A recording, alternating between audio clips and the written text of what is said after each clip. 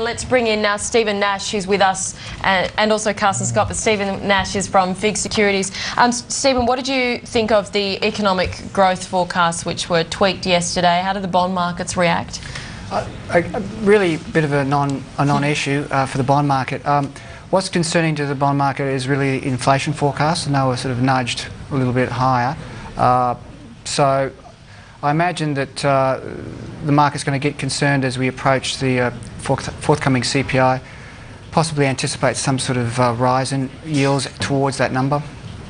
I'm really interested, Stephen, why it was a non-event, because isn't it the case that now the Treasury has revised down its growth forecasts? Yeah. We're now looking actually below sub-trend growth in this economy, based on a weak consumer. Now my question to you would be, surely, is the government not going to have to, I guess, potentially not rule out more stimulus to kickstart that US consumer? What does that do to issuance? Well, in terms of the Australian economy, I think the revisions were quite minor. I think the concern in terms of growth is more on the global scheme right now, Sam. But sure, but I mean, just 2 months ago we were running at a 3.25% expansion. It's pared that down now to 3%, and that is below trend. That is a growth profile that is below trend for this economy.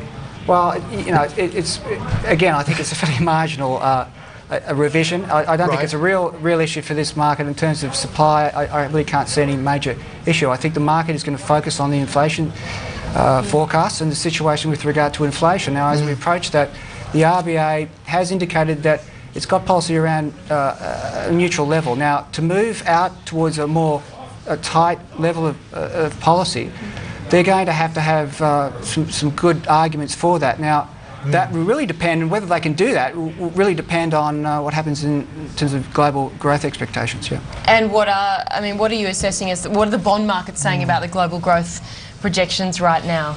Well, you could see last night the FOMC shaved down expectations with regard to growth in the US. They're reacting to this last few months in terms of lower stock prices.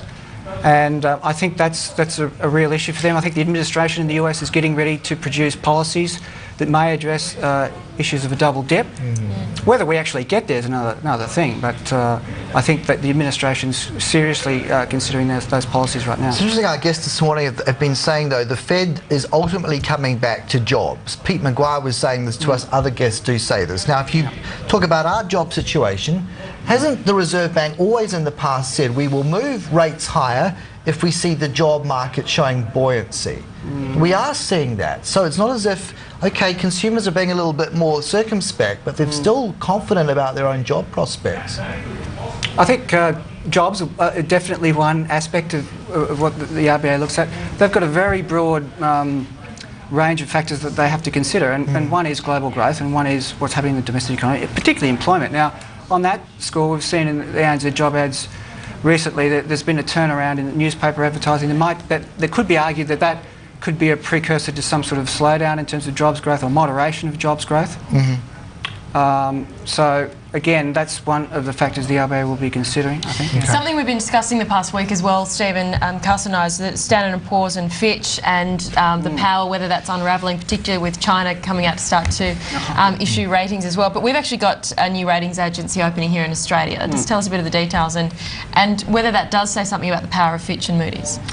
I really think it's not related to the major rating agencies. They've got a lot of concerns in terms of regulation. There's a bit of a regulatory backlash, as you know, in other industries, including particularly in the ratings area at the moment.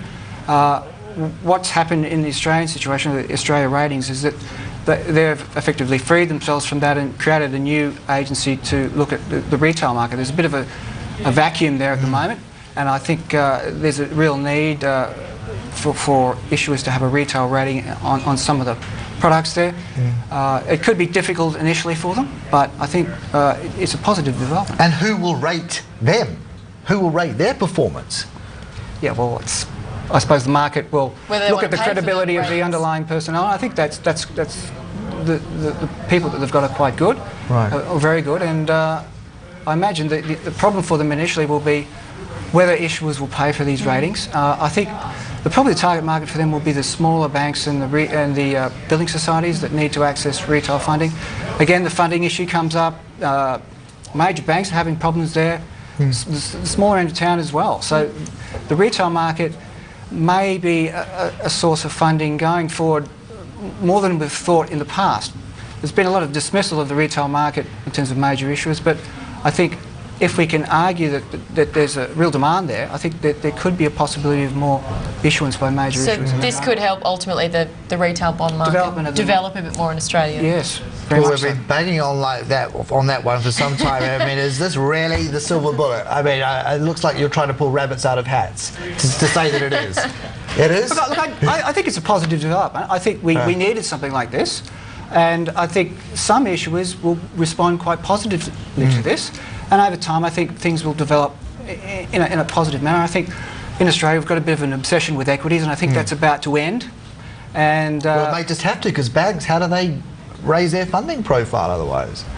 Well, accessing the retail bond market, if it was a sufficient size, and it isn't yet, but if it was to develop, that could be very positive for the banks. And they, as we've mentioned before, funding costs are going up. And certainly perceived by the market as better than another capital raising, particularly if you're an existing shareholder, right? Yeah, there's a lot of dilution happening with regard to the recent issues. Yeah. Good stuff, Stephen Nash. Thanks for joining us from Big Security.